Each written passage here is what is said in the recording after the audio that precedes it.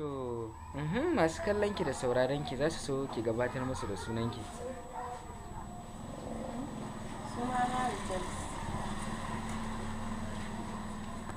Rejoice, me ja hankalin ki kika fara harkar fim?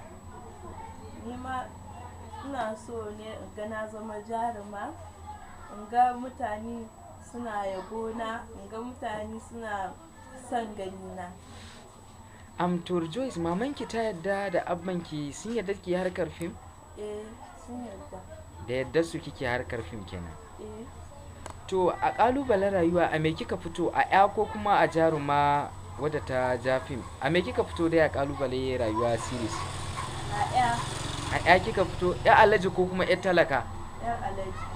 To me yasa amma kin ji daɗi da kika fito da yar alaji? Eh, To zan sa daraktan ƙalubalen rayuwa ya mai da ke ki koma yar talaka. Za ki so? ba zan so ba. Au kin fi so ki fito a yar mai kuɗi? Eh, To ke kika nuna masa ko kawai shi yayi tunani ya sa ki a yar mai kuɗi?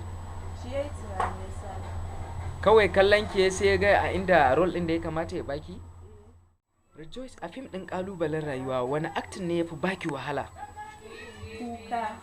Kuka? Eh, Ok, an sa ki kuka a fim ɗin kenan? an sa ni kuka. Na yi kuka yanzu. Kuka ya ki zuwa. Director ya ce a sa mun ruwa. Na ce a'a, na tuna abin da zai sa ni yi kuka. To a lokacin da kika tuna kin yi kukan kenan. Eh, To an yi miki tafi a wurin? an yi min tafi. Kin yi ƙoƙari. Eh. To Malama Rejoice,